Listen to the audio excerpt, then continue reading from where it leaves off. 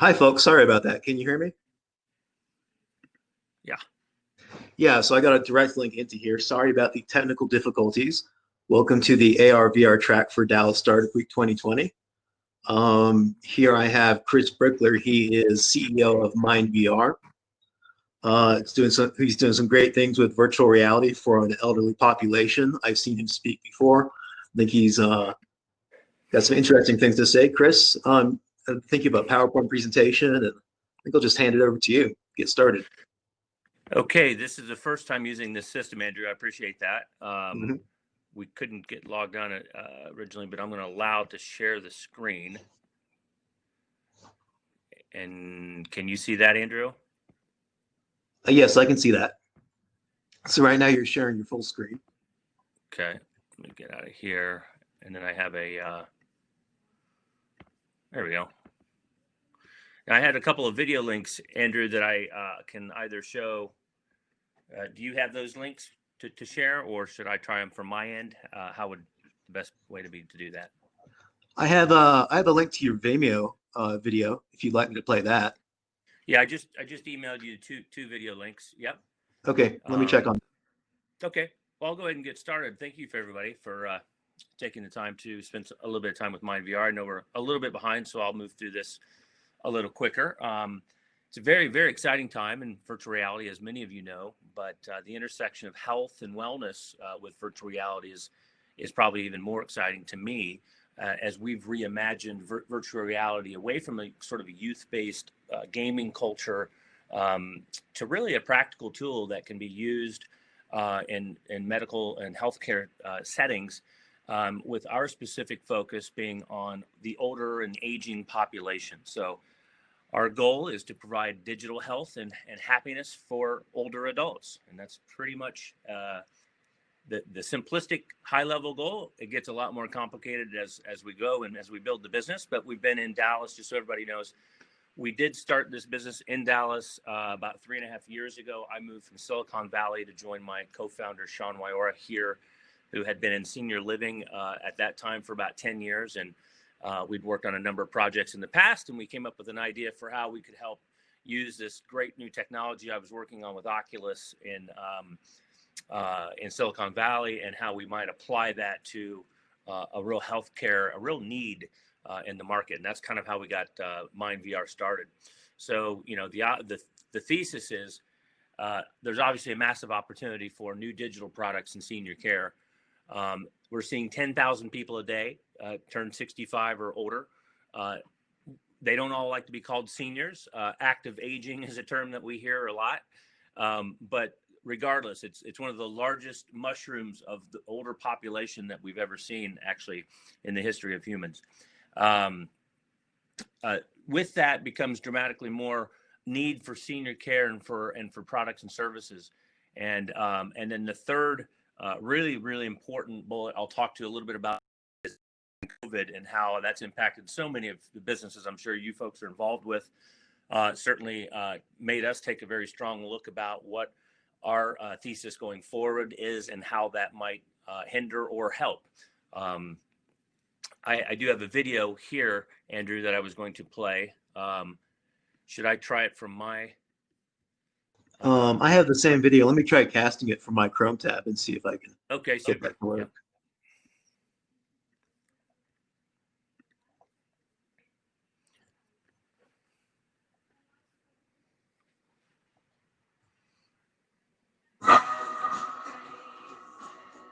Can you hear that audio? Yes, I can.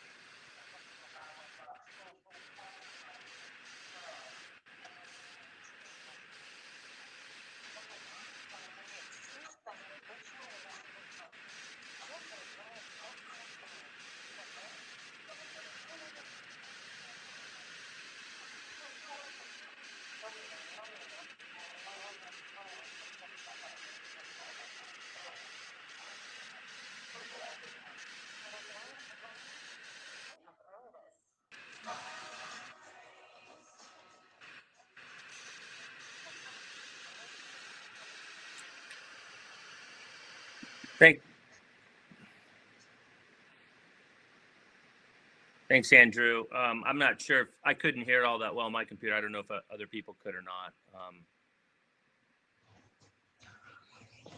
Well, maybe some issues with the audio. You can see that video, I think, on your website, mindvr.com, but some great visual That's right. examples of some of the work you're doing with the older population. Maybe we can try great. that on yours as well. Am I back to full screen here on your end? Yes. Okay, great. Long-term problem for us really started in February of 2020, where the lives of millions of seniors and active agers, their lives changed dramatically due to COVID. And what we saw was that older adults were probably hit the hardest of most of the populations within this pandemic.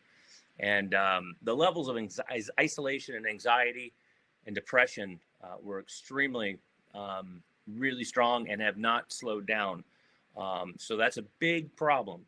Loneliness is more dangerous than obesity and as damaging as smoking 15 cigarettes a day. And right now, we feel there's substantial opportunities to use this technology to rejuvenate, engage, and ultimately connect older adults with a world of experiences and with their families during these tough times that will go on for quite a long time with this particular generation. In terms of 2020, been a while, Andrew, since you and I have talked, certainly a year and a half or so, but a lot's happened in our world for sure. We had a major reaction to the COVID-19 pandemic. And what we did is partnered with some of our major donors and suppliers and created a program called 50 by 50, where we set out to deploy VR systems for free in 50 different communities in 50 different states. And I think we got close to 46 or 45 states in that campaign. But wonderful response from all of the caregivers, all of the skilled nurses, all those people that we delivered our products to, has just really been a beautiful contribution for a company like us that has this technology and can really help during this period of isolation. We also, in that time, accelerated our development and launch of our product so at-home users could use MindVR. And that's a really important aspect, because when you look at the millions of people that go into senior communities, there's tens of millions of people that actually stay at home and are cared for by families or for care agencies or care companies of that nature. We are now in, I think, 40 plus states, 80 plus communities. It's been a really, really good last 18 months of growth. We've completed financing rounds, and then now we're in the middle of probably our largest round yet, and added significant strength to our product and to our team, all during this very arduous year. Let's put it that way. When we talk about MindVR and our solution, what we do is we package up headsets with care tablets and with content. And we allow people to virtually travel the world, visit museums, parks, zoos, enjoy concerts and theaters, meditate. We have access to hundreds and hundreds of experiences across all kinds of different genres of entertainment and recreation and therapy. And then we allow for the families to communicate and friends, which is a really big part of staying engaged, staying in touch, and again, combating that loneliness and isolation.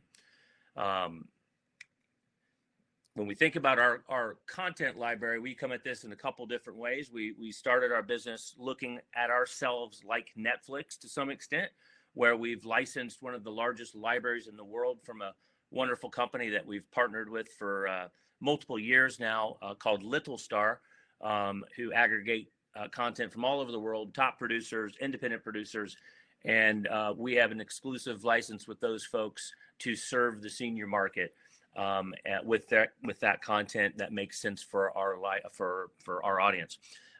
In addition, we've created MindVR Studios based out of Dallas here, where we create all sorts of different 360 concepts and starting to move into animated concepts as well, but all with the intention of using content to help with age-related conditions. So the types of conditions that we see every day are obviously the different forms of dementia, Parkinson's, macular degeneration, and it's just, it's a problem from a disease state because there's actually a higher diagnosis of these conditions coming into the population that's actually not coordinated exactly with the rate of growth.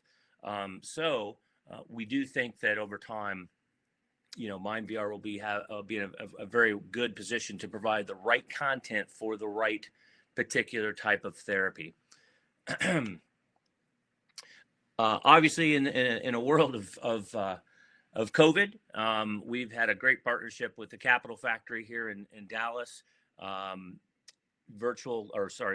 Co-working is obviously a kind of a hit and miss right now, but we still do have an office there that we use for operations. But primarily, we've moved to a complete virtual company, leveraging all kinds of different systems, as many of you do in your businesses as well. But maintaining a happy, excited, motivated culture in the world of Zoom or Teams, is not always fun. Some of these folks on my team, I actually haven't seen in person for 4 months, and that's a whole different type of business you try to run when you're not that close and you have to rely on technology. But we're doing it to our best of ability so we can continue our growth and commitment to the cause.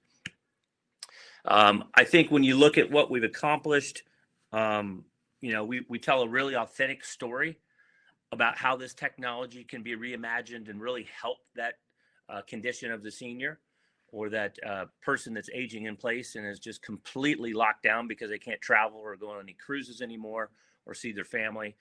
We have been covered all over the country in all sorts of different vertical publications, to the national press. Fox News did a really nice and big story on our 50 by 50 campaign when we were donating across the country. That really gave that program some legs. And then pretty much every market that we go into with this product, we have some pretty substantial PR opportunities to really help spread the story and also share testimonials of our beautiful seniors and elders that are using this technology to really escape from those four walls of their existence. I mean, at the end of the day, what we're trying to do is allow them to move into another reality that might not be as exciting as the four walls within the nursing home or the care center.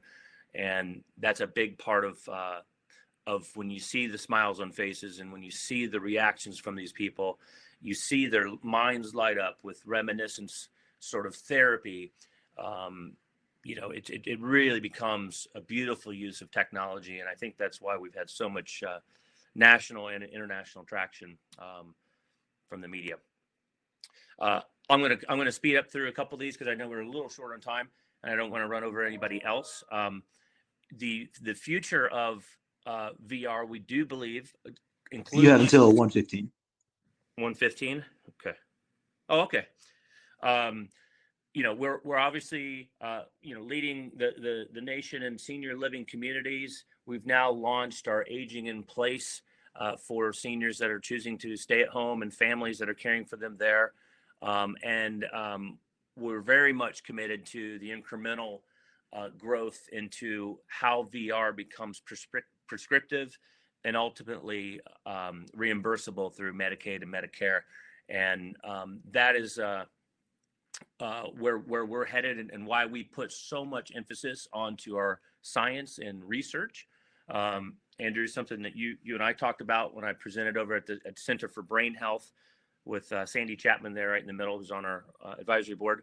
But we've also rounded up some of the other leaders in the world in terms of length of research and power of research that they've done over the years, from Dr. Greenleaf at Stanford and Dr. Rizzo at USC, Dr. Ghazali at UCSF.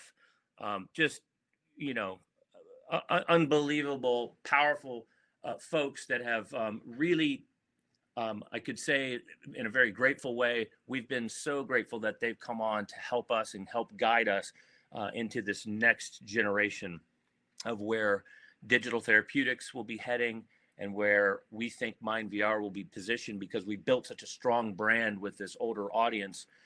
We believe that the brand will become a channel for a lot of different types of therapeutic products and prescriptive products down the road. So very, very excited about that trajectory.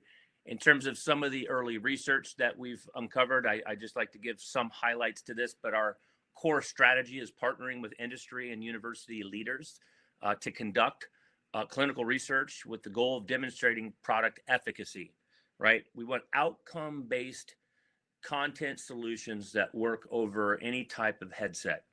And that is really, really important to our mission. So we've partnered with many partners that are on this page, but there's a couple of highlights I wanted to pull out. In Silverado, they're a massive operation that does memory care centers all over the country. And we did a 3-city, pretty large participant trial with only people that have been diagnosed with some sort of dementia. So these are the kind of healthcare settings where the doors are locked. People are not allowed to go freely because of their diagnoses. They're in there in a lot of different states of consciousness, but we tested this on a lot of different people that at different times of the day, and we found that 75% of all the participants were actually very positive or neutral to Mind VR as being part of their routine. And we thought that number was extremely, extremely high, and so did Silverado, obviously. And then 25% of the participants, which is probably the most notable number, exhibited a positive improvement in their behavior after a dose of Mind VR. So when we get into things like changing behavior, that has implications for that provider for two different reasons. A, less help. It doesn't require 3 people to bring a person into a state where they can get back into a relaxed state. Sundowning is a big problem in our industry, which is acute agitation. And then secondly, a lot of our very progressive partners in the senior world living provider space are really trying to figure out alternative therapies. So there's not as much reliance on off-label therapeutics. Off-label pharmacology. Excuse me for that. That's been a big movement that we've seen in the last couple of years. So we think Mind VR will have an interesting play in that area. Other areas of interest. St. Barnabas up in Pittsburgh, they did a really, really interesting observational evaluation with a number of patients within memory care as well, but showing things like increased socialization, belonging, wonderment, anticipation. They showed that these folks would express opinions, discernment, deduction, and these were all people living with dementia. So when I would go into different communities, I have hundreds of stories like this, but I'll never forget going down to Florida and being in a community with actually a former U.S. senator. And he was, in his mid-90s and very far down the path with Alzheimer's, and no recollection of his name, anybody in the room, his family or anything. But we took him on a 10-minute experience to Costa Rica on a very, very calm beach. And he would, for 10 minutes, didn't want to take off the headset at the end of this thing, but for 10 minutes, started socializing and remembering old memories from his past with his family on vacations, names of his family members. And he was talking while he was experiencing the dose of Mind VR. And that was probably one of the more beautiful things I've seen in a long time, when you can get that type of psychological stimulation moving with this new immersive technology. With this aging brain, that's really exciting for us, and that's something that we continue to explore with all kinds of our research partners. But I just wanted to give you just a sense of how powerful some of the early research is, and some of the research I can't really talk about right now that's in much further stages. But in any business, I thought this would probably be somewhat of a business audience, somewhat of a healthcare audience, but, in building a sustainable advantage, nailing down those content deals for us are very, very important. not just with Little Star, but a number of other content providers as well. We do some pretty creative situations in terms of exclusivity on content distribution. And we've also built a state-of-the-art content distribution network with Little Star, which is second to none in terms of getting this pretty heavy-duty content out to the viewers of the headsets that we've deployed all over the country. I also mentioned earlier, producing our own library, very important to our sustainable long-term advantage, because we feel we know how to produce. And I think we're one of the only producers of content that are really looking at ways to pace the content, to produce it in a way that's not YouTube speed, have elements and artifacts within the 360 environment that can help talk to, either through text or voice, what that person's looking at. It's a really powerful medium, and we're really happy to have our own production unit that's plowing through it, and again, making all of those productions directly correlatable to an age-related condition, to have some sort of help with that condition. Research. I just talked a lot about that. That is something that we are absolutely committed to, national and international leadership. And I think, having an experienced management team of startup and big tech execs, most of our company is based in Dallas. We do have some other folks in Chicago and Los Angeles and New York and Florida. But good team is always really important. And having a team that's really tied into the mission of what we're trying to do here, I think is great to have that experience with the motivation for the cause that we're trying to solve here. Andrew, I have another video. I don't know if we want to try that again. It was in that. We can try it on your end. I think would be better. On my end, okay. Yeah, make sure that when you click the share button, if there's a share audio check mark box, to click that. Where would that be? When you initially click the screen share button. Okay. Let me try it first and see if it's on there. I can hear that. You can The hear video that? might be a little slow though. Okay. Let's try a lower render.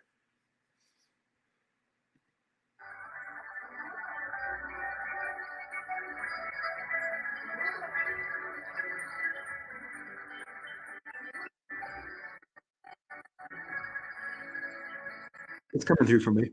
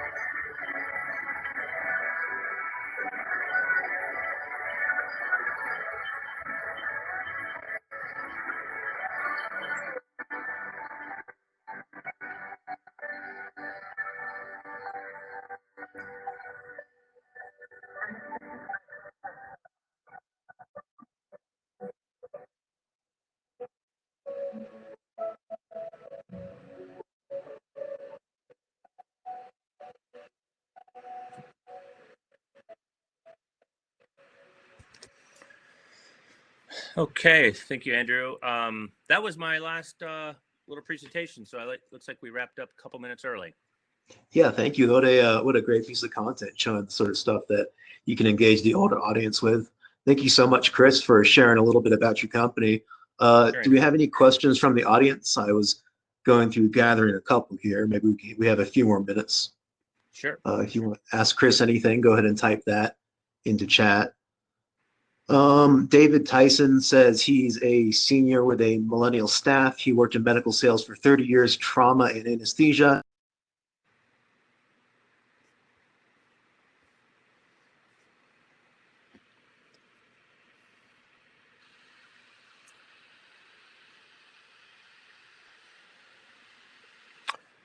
Can you hear me, Andrew, or did you cut out?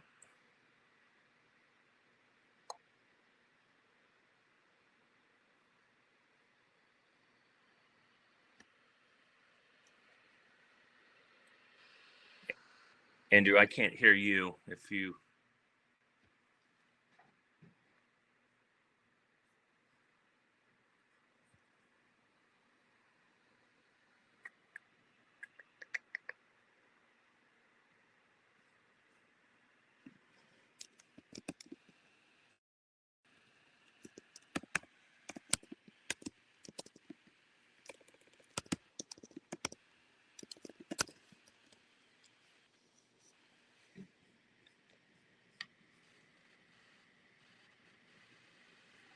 okay.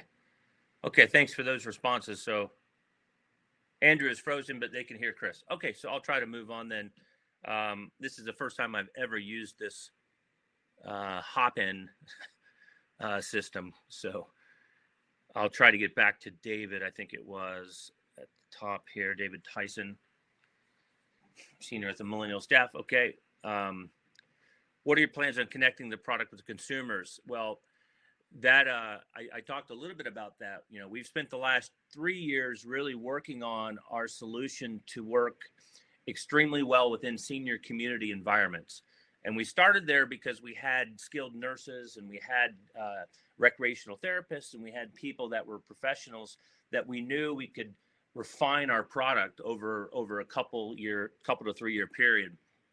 And once we got through, I would say, 2018, 19, and right at the beginning of 2020, we then found the absolute perfect headset for our operation that we thought we could then adapt that to home use. So that was what I was talking about. This summer, we actually launched for a couple hundred families across the country our very first at-home pilot for seniors to be able to reap all the benefits that we've designed for seniors living in homes for the last 3 years, can now have all those benefits at the home.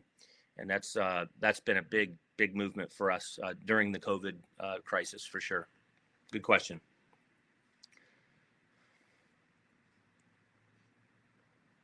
See, I guess I'll just continue. Looks like Andrew's locked out.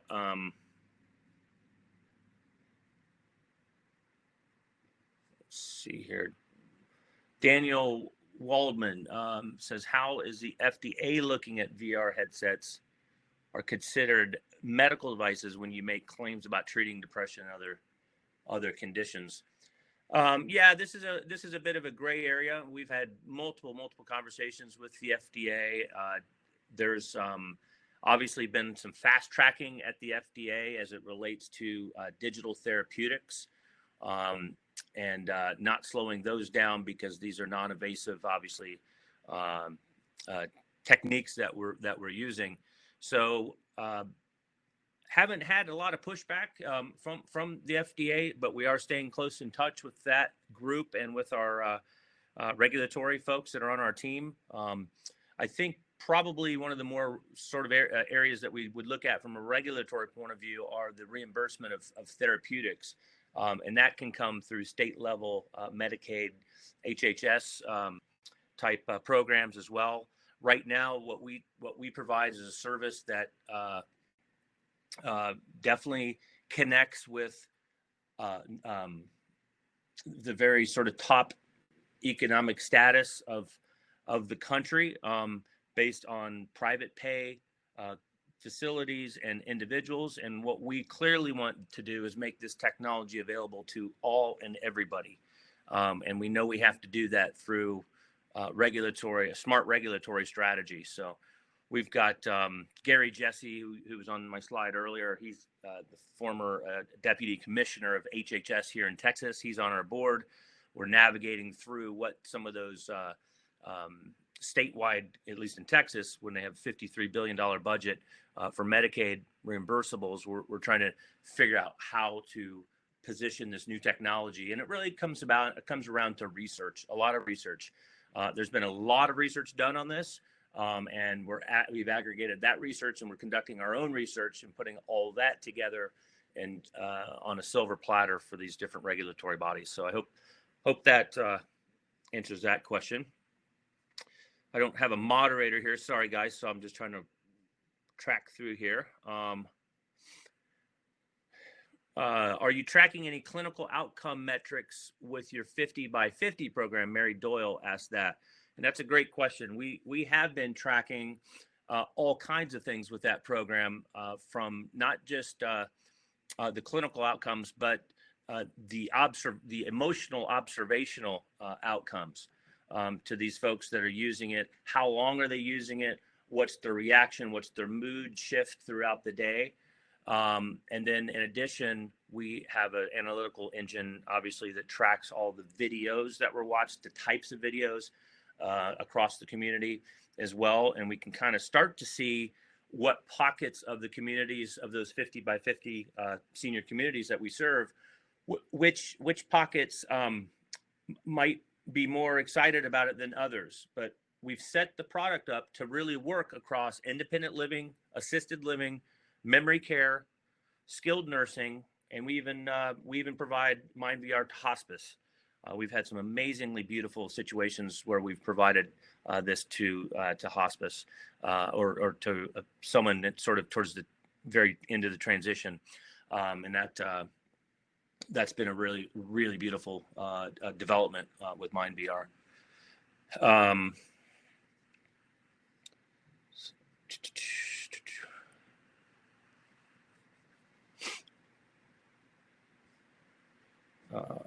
Boy, I wish you guys could talk to me.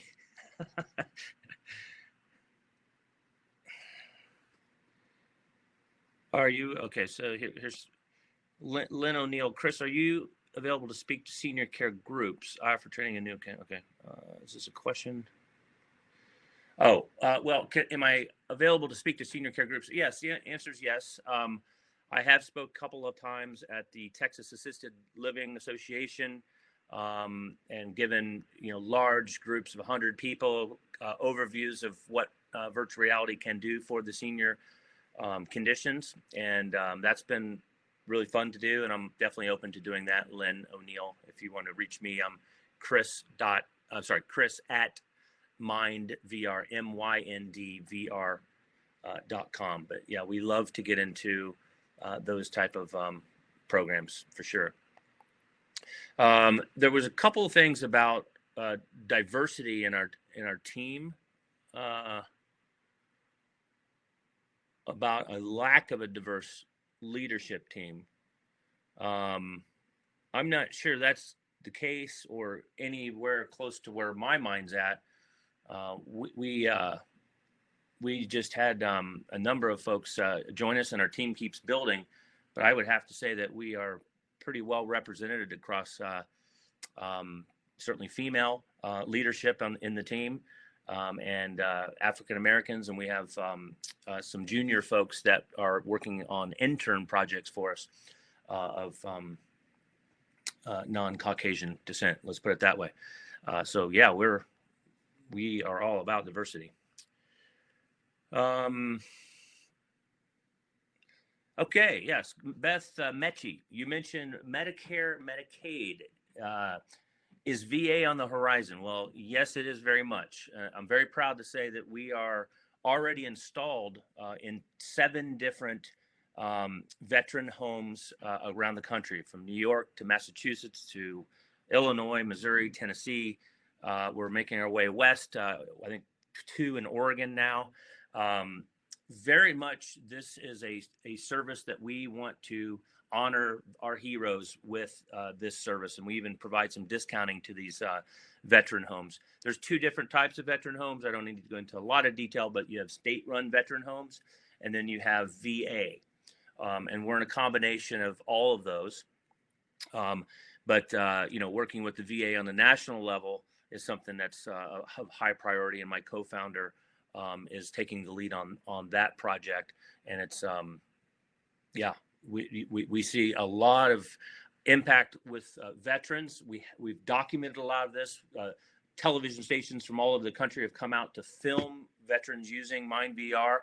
We have a lot of content that we apply that we think makes sense for veterans. So to allow a World War II veteran who's 92 years old to fly off an air fighter off of the USS Eisenhower in the middle of the Atlantic Ocean and then land back onto that ship, boy, let me tell you, that doesn't just make that person's day. They think about it for weeks. It's really, really a powerful way to connect with them. We also have a board member on our advisory board named Skip Rizzo out of USC. Wonderful, wonderful guy. And he actually specializes in how virtual reality exposure therapy can help with PTS. And he's done it across a large sample rate, a lot of younger desert warriors for sure. And we're looking at ways in terms of how you can, if you do have PTS, which we know we do in our veteran homes, is there ways that MindVR can bring in some peacefulness and relaxation during some of those states of agitation? And that's really an exciting part of our plan as well. So thank you, Beth, for that question.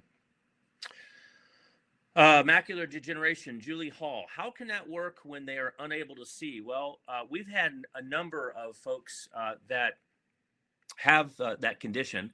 And what happens is the eyes tend to go blind in the middle of the field of view, right? Well, the great thing about with virtual reality and our technology is that we can expand that field of view way outside of the areas that are being diminished.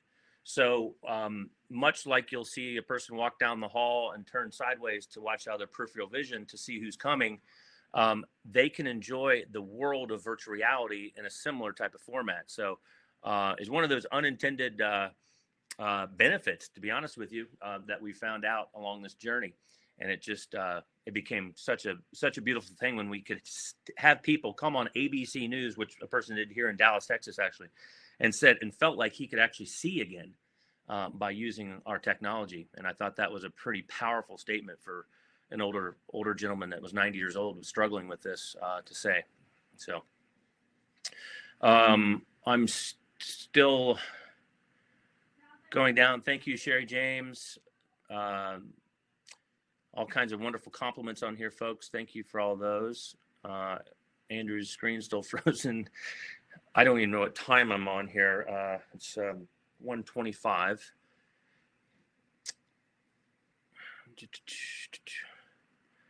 Okay, so Lisa Randolph, what is the price point, Chris? Will this be made affordable to seniors who really need it but can't afford it? Yes, I think that's a wonderful question. Something that's always on our mind about how do you make this tech. But one of the great things is that we fit into a technology ecosystem of computing and visuals and basic controlling devices, tablets, all these things that make our service. That fits into an ecosystem where the price is constantly dropping. And it's getting faster and it's getting better, right? So that's one wonderful way that we can optimize that cost to the end users and to the communities. As an example, we have been pricing for a community that might have 300 seniors. We've been pricing either a 5-pack or a 10-pack of these headsets that can go into the community, be administered by the community members there, and the not the community members, but the community admins. And what they do is they subscribe to our service and then allow that shared cost to be transferred across the entire community. So the cost becomes very nominal on a per day basis for folks in communities. And then at home, we've done a compassion planning program where you can go to our website and you can see exactly how to order Mind VR for at home. And we've got a couple of different pricing options and discounts up there. But again, we're trying to make it as affordable as possible with the upfront headwear cost. We try to minimize that, and even much like a cell phone provider would do, amortize that over a 12-month subscription. So we're working very creatively to make sure that as many people can get their hands on this, despite their social economic sort of position in their elder years here. Kelly's saying now the session is over, so I'm probably talking to nobody, which is not common. Anyhow, well, thank you everybody so much. This has been wonderful. Again, I'm at chris@mindvr.com. If anybody has any questions or wants to reach out, happy to talk to you. Thanks for everybody's time today.